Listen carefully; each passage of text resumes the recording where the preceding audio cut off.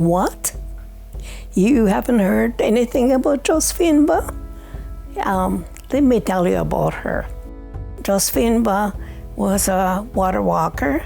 She was the first woman who brought water issues to the world.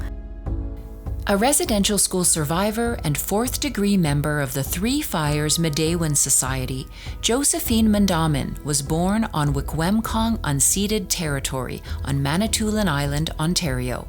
She lived most of her life in Thunder Bay, serving as a spiritual advisor and healer. Known as Grandmother Water Walker, Anishinaabe elder Josephine Mandamin trekked more than 25,000 kilometers, including around all 5 Great Lakes, to bring attention to the plight of the world's water sources. I'll do anything for the water.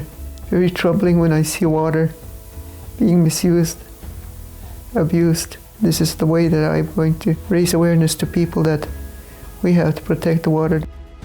In 2003, Mandamin and a group of Anishinaabe founded the Mother Earth Water Walk movement to encourage people to protect water from pollution and other threats.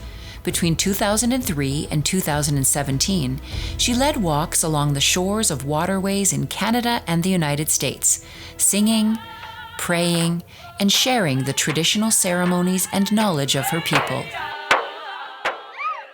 For her contributions to Indigenous leadership and reconciliation, Mandamin was awarded the Meritorious Service Cross in 2017.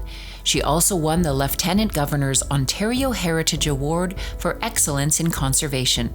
Her work as a water walker is the foundation of Mandamin's legacy.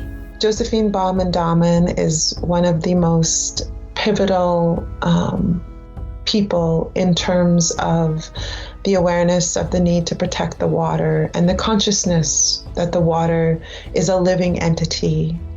She was a mother, a grandmother, a wife, an auntie, a sister. She was very loved for the work that she dedicated herself to, for the work for the water. You can't just talk about the water. You can't just talk about protecting the water. You have to take action to do so.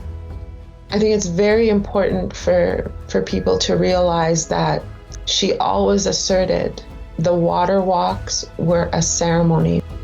She always said that we have a responsibility for the water, and that comes from the teachings of the Mandamin Lodge, and that we as women that were created, our duty and our mission is to bless the water and carry it and take care of it. As Anishinaabe, we are the take-carers of the land and water, air and fire. When we walk with the water, we pray for the water. We pray to it, we speak to it. Our minds and our hearts are with the water that we carry to pail.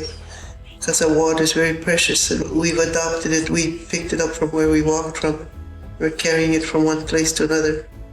The reason that she walks is for our families, but not just Anishinaabe families, but for everyone's family, 7 generations into the future, because we all know water's life, we all need water to live, but she also walked for all the animals, the plants, the trees, the flyers, the swimmers.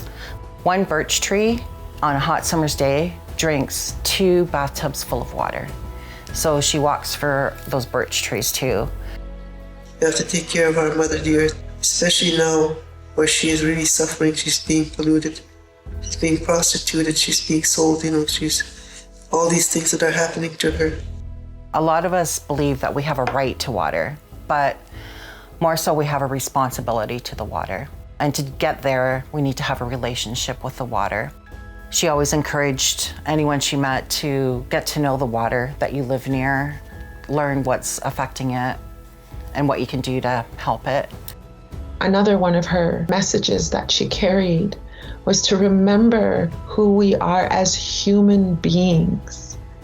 And she had a profound impact on the ecological consciousness in relation to the water that we know today. And she's had an impact in ways that I think many people don't realize. Not just a national impact, but an international impact. She was known across the world for her movement, and she deserves all of the honor in the world.